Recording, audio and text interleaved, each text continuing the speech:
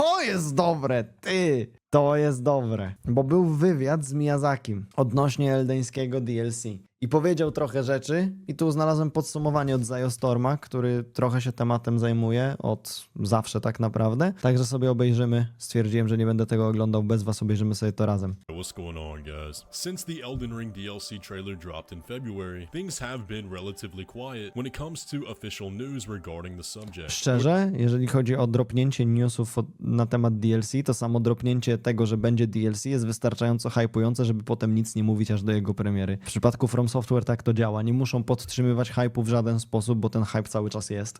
We got the trailer itself and a plethora of interviews all in the same day, which in fairness is more than enough to keep us occupied until the release date in June. However, over the last week, Miyazaki and Bandai Namco teamed up to do some promotional efforts to advertise the DLC further in China. And the way they went about that was by allowing 3 media outlets to participate in an interview and ask Miyazaki a handful of questions. Now this has flown under the radar Wywiad quite a bit. z 3 outletami. Spoko, tylko mam nadzieję, że zostało to dobrze przetłumaczone, bo problem z wywiadami zagranicznymi, zwłaszcza w Azji, jest taki, że często pojawiają się błędy, które potem ludzie puszczają jako plotki i te plotki stają się prawdziwe, bo zostały wystarczająco dużo razy powtórzone, nie? A tam łatwo jest się pomylić w tłumaczeniach ogólnie. I haven't seen this covered anywhere, but there is quite a bit of very good information that we haven't heard talked about before, especially on the lore side, with some very interesting official confirmation about Ten boss a będzie big lore takim mystery. koksem. Now we're going to be breaking down this To entire będzie dobra interview, walka. but we are working off of a translation, as the original sources were all in Chinese, so do keep that in mind. But as we begin today, if you want to stay up to date on all things Elden Ring DLC and enjoy the lore Dobra, and dawaj discussion, newsy. go ahead and hit that subscribe button, and now let's get into it.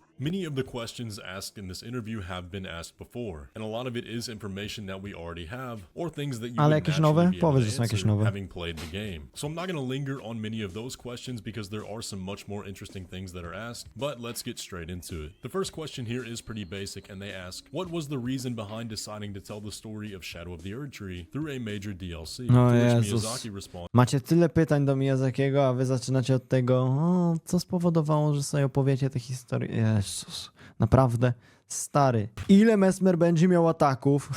Nie no, to może przesada.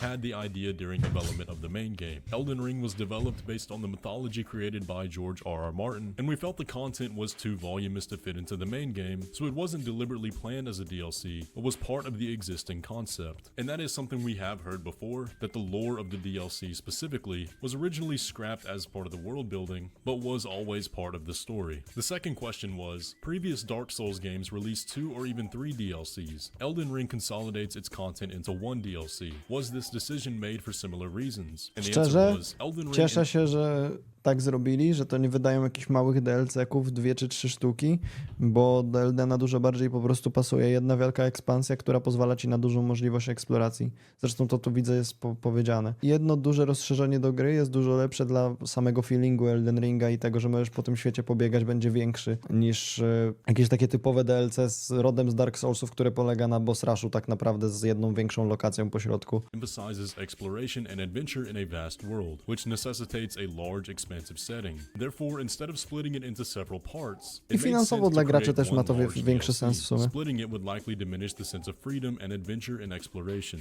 which makes perfect sense because that exact feeling was, in my opinion, Elden Ring's strongest point. And of course, that's something they want to also capture in the DLC. Now we get a bit more explanation on the leveling system. The interviewer asked, the O, main właśnie. game has been out for over 2 years, and many players levels To in jest bardzo ważna rzecz, żeby to zrobić dobrze, bo ludzie mają postacie, które mają nawet 200 poziomy przygotowane na to DLC i w jakiś sposób musi to zostać ogarnięte tak, żeby nie byli zmuszeni zagrać w grę od nowa. Z tego co wiem, ma być system taki, jak w Sekiro ma to działać, że masz po prostu zwiększać moc swoich ataków, niezależnie od tego, jak wygląda twój poziom i twoje statystyki. equipment are already well developed. 250 level to nie taki duży na DLC chyba. Nie no, ja domyślam się, że DLC jest sfokusowane na jakiś setny. How will the difficulty and enemy strength in the DLC be balanced? To which Miyazaki answered, the difficulty of the DLC is roughly at the level of the latter part of the main game, as players need to have defeated Radahn and Morgott and are expected to have a good understanding of the game by then. Given its placement in the latter half, the difficulty is relatively high. We've introduced a new leveling element to the DLC, allowing players to choose the challenge level. For instance, players who are already highly leveled can opt to halt progression and not upgrade the new attribute to challenge the enemies. Those who find it too difficult can continue to enhance the new No, attribute. bardzo fajnie. Jest nowy po prostu system levelowania dodany do DLC specjalnie po to, żeby podnieść sobie poziom wyzwania. I w związku z tym, jeżeli masz na przykład 300 level, to i tak możesz mieć naprawdę ciężką, jeżeli nie będziesz tego levelować. Więc każdy tak naprawdę z każdą postacią będzie miał jakiś poziom wyzwania jednak. I to jest, no chyba, że nie chce go, to będzie sobie levelował po prostu to i będzie mu trochę łatwiej, nie? To jest bardzo dobry wybór. Ale widzę, że on mówi tutaj druga połowa gry, ta trudniejsza część, poradanie i tak dalej. No ta, tylko Radahna się bije na 60 poziomie, nie? Z drugiej strony Moga też trzeba mieć zabitego chyba do tego DLC, logicznie rzecz biorąc, więc Mog jest na jakiś setny, 110. Attribute and their character's strength. Now, the example Miyazaki gave in the past was Sekiro, and in that game you could get remembrances from the bosses and use those to directly enhance your attack power. So it's not going to be like a difficulty slider or difficulty options, but there will be items or some kind of attribute that you can find to buff your character up. And of course, the optional part of that is just not using them. For example, if you come across a boss that's too hard, you can go somewhere else to find one of these items. But if your character is super high level, you can just keep challenging that boss. The next question was just really basic and asked if there will be new weapons, which Miyazaki said essentially yes. And the question after that was equally as basic, asking if there will be new game plus specific to the DLC, which if you know these games, you already know how that works. But he said you'll likely miss a lot of things in your first playthrough, so it's worth playing again in New Game Plus. The interviewer asked after that, how long does the DLC take to complete, and do you recommend players to finish the main game first or dive straight into the DLC? And Miyazaki's answer was, as a developer, I find it difficult to accurately estimate gameplay duration. I once suggested that the main game could be completed in about 30 hours. No właśnie, to czytałem. Miyazaki kiedyś powiedział w wywiadzie, zanim wyszedł Elden Ring w ogóle, że Eldena da się przejść w 30 godzin i wszyscy mówią, to krótka gierka będzie. Potem się okazało, że z reguły ludziom zajmuje to ponad 100. Więc sam ocenił, że nie ma sensu, żeby mówił, ile coś będzie trwało, bo pewnie nie będzie miał racji. Which was met with disagreement from players who found it inadequate due to their differing Czyli New levels of Game Plus proficiency. DLC będzie osobno od podstawki? Nie. Wynika z tego, że po prostu on powiedział, że na New Game Plusie również warto zagrać w DLC, bo pewnie ominiesz dużo rzeczy za pierwszym razem. Tak powiedział. And exploration styles. Regarding the sequence of play, it's up to the player's preference. However, we recommend playing the DLC after reaching the latter half of the main game and then returning to complete it. This approach avoids transitioning directly into New Game Plus, which would complicate accessing the DLC. So understandably, he doesn't give an exact number of how long it'll be, but needless to say, I'm sure it'll be more than enough content. Now here's where we get into the good stuff. Will the DLC resolve plot questions from the main game, or will it introduce more new content for discussion? To which Miyazaki responds, some of the mysteries left in the main game will be resolved, but I can't guarantee... Fajnie, niektóre tajemnice zostaną wyjaśnione. Oj, szykuje się nowy materiał na Mae, stary.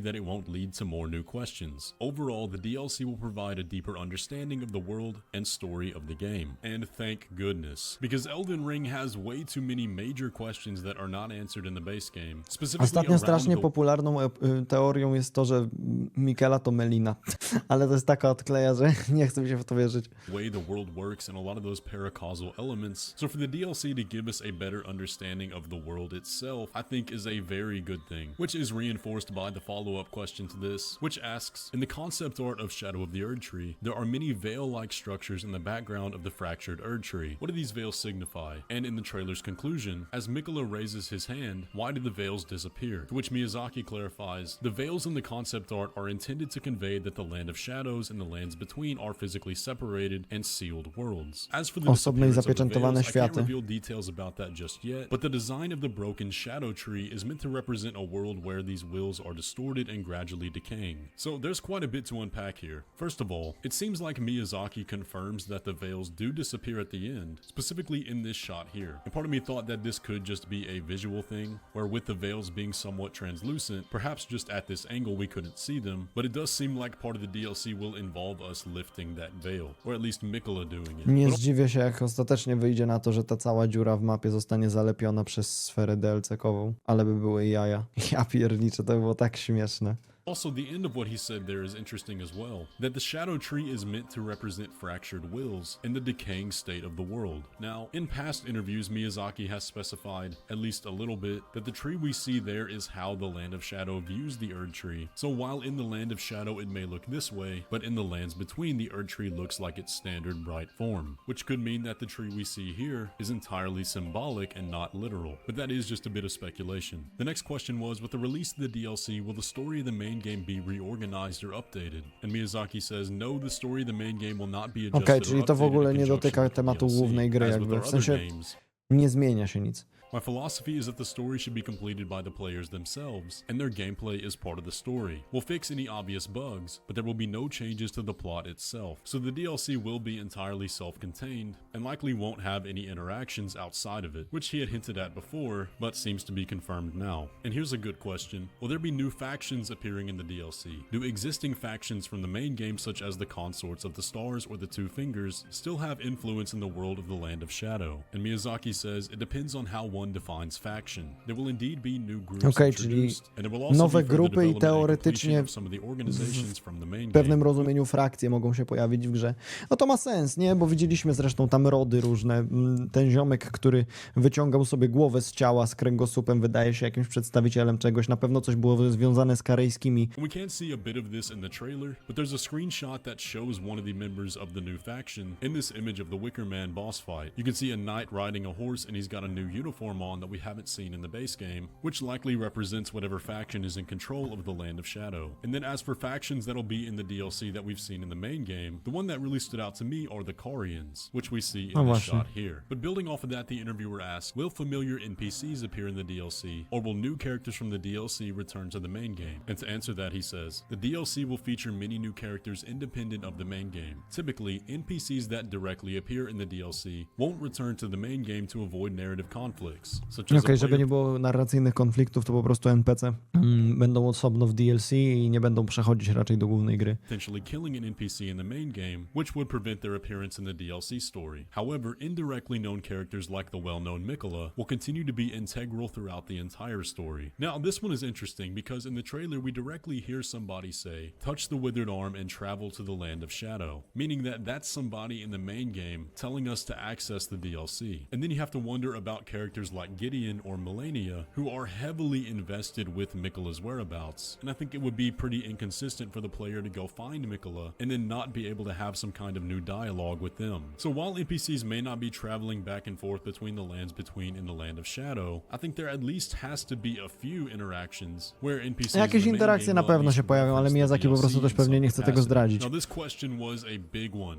and a huge point of discussion in terms of the lore for the DLC. The interviewer asked, the main game features Mikola's lilies and Trina's lilies, which are very similar in appearance. We're familiar with Mikola, but will there be a No ale role przecież to jest wyjaśnione, że Michaela i Trina to ta sama osoba. for Trina in the DLC? What is their relationship? And Miyazaki says, the identities of Mikola and Trina have sparked much discussion since the game's release. They are seen as distinct entities, but their specific relationship has not been disclosed as we want players to explore this on their own. It can be confirmed that Trina will appear in the DLC, and their relationship will be further explained. That is Moim zdaniem Miyazaki totalnie wymijająco odpowiedział, żeby nie zdradzić tajemnicy, ale no. huge, because in all the speculation about the DLC, Saint Trina is like number one of characters that we want to see appear. Now, for those of you that aren't super deep into the lore, Saint Trina is another version of Mikola, No a sort właśnie. of doppelganger that is this divine entity of sleep. And throughout Ale the czy to jest osobna postać jako tako, czy to po prostu jest alias? To jest ważne pytanie. To jest coś, co faktycznie chciałbym się dowiedzieć, nie? Czy one są różnymi entity, ale jednocześnie tymi samymi, czy po prostu jednym? To jest entirety fajne of the pytanie. game, we see constant references to her with major quest lines found in cut content, and she's a pretty big candidate for a big boss in the DLC. So I hope this means there's a lot that's To jest w going ogóle też fajne, nie? Że to, co my zobaczyliśmy w trailerze, to jest ułamek. Ciekawe, jakie będą bossy jeszcze tam się pojawiały, albo miejsca do zwiedzenia, bo DLC, jak sobie popatrzysz na trailer do Eldena bazowego i to, jak ostatecznie Elden wygląda, to nie pokazano nam takiej ilości kozackich rzeczy, że to szok, nie? to be explored outside of just item descriptions, but we'll have to Nie wait. tak samo jak z Radagonem i Mariką, no może tak jest, ale kto wie. W sensie, pamiętajmy, że z Radagonem i Mariką to jest o tyle kwestia, że są dwie teorie, że połączyły się dwie osoby w jedno i jest druga teoria, która jest totalnie jakby fiveheadowa też, że po prostu Marika zmieniła się w Radagona, żeby poderwać Renale, żeby wygrać w ten sposób wojnę. Jej psychę, o tak. Wait and see. Now, I will have a full lore video on Saint Trina coming out pretty soon, so be on the lookout for that. Next, we have another good question about endings to the DLC. The interviewer says, will the ending chosen in the main story affect the narrative of the DLC, and does the DLC have multiple endings? To which Miyazaki says, the DLC operates independently, so the choices made in the main game do not affect the DLC's narrative. As for dobra. endings, the DLC nie DLC does wpływa na not have a definitive end or final point like the main game, which features multiple endings. However, players will still face some decisions during their playthrough. Now this one's really interesting because it says there's no definitive ending, which I find kind of weird because we've never had a DLC that didn't have some sort of Dziwne, bardzo dziwne. To jest mega dziwne, co Miyazaki powiedział. Może to jest kwestia tłumaczenia, nie wiem, ale jeżeli DLC nie ma jako tako endingu, to kiedy... Nie wiem, musisz mieć poczucie, że dopiąłeś swego w jakiś sposób w tym. conclusion to it. They've all been fairly linear, so I'm kind of thinking personally that there will be several different linear paths with the narratives such as involving Mesmer, Mikola, and the other major players of the DLC. Kind of like how you could choose to tackle the demigods in different orders in the base game. Co z I think we'll zemstą see something Meliny? similar like Znaczy zemsta Meliny to jest po prostu jedna z opcji zakończeń, jakby nie patrzeć, nie? that here. But it does kind of sound like we'll be able to make decisions that could influence the story in different ways each time we play it, but that is just a bit of speculation. Since we are working with the translation, I don't want to read into the exact wording too much. Now here's another really good question. Why is defeating Star Scourge Radahn a prerequisite for entering the DLC, along with Bloodlord Mohg? I think the Morgoth there is a typo. And Miyazaki answers, from a narrative perspective, the reasons behind this requirement will become clear after experiencing the DLC. Okej, czyli w związku dowiemy się w DLC, dlaczego zabicie Radana i Moga jest kluczowe. Znaczy, wydaje mi się, że zabicie Moga jest kluczowe, bo po prostu mamy dostęp wtedy do jaja Mikeli, nie? Natomiast jeżeli chodzi o Radana, to musi być coś związanego z gwiezdnymi istotami, że one muszą się uwolnić, muszą się dostać w jakiś sposób do tego świata. Tak mi się wydaje, że byty pokroju Astela i tak dalej, jakieś zagadki gwiezdne wchodzą w grę. Tylko to by znaczyło, że Radan w jakiś sposób, trzymając gwiazdy, ma również wpływ na zapieczętowany osobny świat. Chyba że to nie jest kwestia tego. A dowiemy się w DLC. Game design standpoint, since the typical player progression involves defeating Radahn before Mohg, these prerequisites were implemented to reflect the general gameplay sequence. Now this is very, very interesting, because the initial reaction whenever we learned we had to defeat Radahn was one of confusion, because you can get to Mohgwyn Palace without beating Radahn. So the question is, well, why is he a requirement then? But now, thanks to this interview, we know that there is a lore and narrative reason of why that's the case, which allows us to start to run wild with some speculation. Is there going to be an NPC quest that leads us into the DLC? Is there something new in the Eternal Cities? Or will there be W sumie to jest niesamowite, że zostało 1,5 miesiąca, guys, do tego DLC.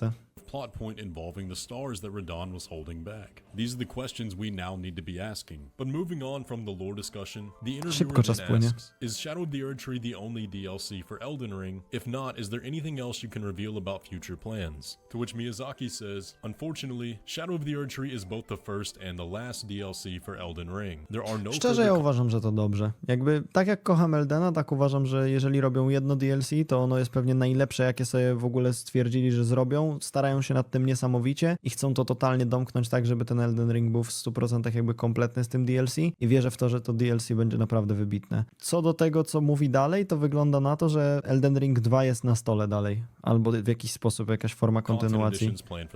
However, whether the Elden Ring story is conclusively finished has not been decided. From Software tends to keep possibilities open for their IPs, but as for Shadow of the Erdtree, it is indeed the only DLC. No dobra, tylko wiadomo, to też jest tak, co trzeba trzeźwo pomyśleć. Dalej mówi również, że Dark Souls nie jest teoretycznie zamkniętym tematem. Zawsze sobie lubią zostawiać otwarte furtki, nie? Więc Dark Souls 4 dalej nie wyszło. Elden Ring 2 też może nie wyjść przez najbliższe 20 lat, tak? So Miyazaki did say earlier in the year that they didn't have any more DLC planned, but now it seems they've definitively decided that this is the last content for Elden Ring. Now, whether or not we're going to get an Elden Ring 2, he says it's still up in the air, but they said the same thing about Dark Souls, no właśnie, and obviously dokładnie. Dark Souls 4 never happened. So personally, I wouldn't get my hopes up too much, but we can't say for certain that's not going to happen. Another interesting question is raised where they say, as for potential future stories, if there were to be another installment, what kind of stories would you personally want to explore? Miyazaki answers, it's difficult for me to answer this question without risking spoilers. My approach to game development involves thinking and creating simultaneously, simultaneously, and there are still too many variables at this stage. Thus, I can't provide much detail at this Aj, point. So it Miyazaki does sound like milczący, they've nie got dał another się project za that język he's at the pociągnąć. helm of underway, but obviously since nothing else from them has been revealed yet, he's not going to say anything. And then the final question of the interview asked him about other Souls-like games. Since the release of Demon Souls, many Souls-like games not developed by From Software have emerged. Has Mr. Miyazaki tried any of these games from other developers? And as a pioneer of the genre, how does he view the diversity of Souls-like games today? And they specifically mentioned Lies of P, but it seems the translation cut that out. Miyazaki answers, we never formally defined the Souls-like genre. I frequently played these games as a player and am delighted to see so many of them. There's a lot of praiseworthy content in these games from which I, as a creator, can learn. It's a great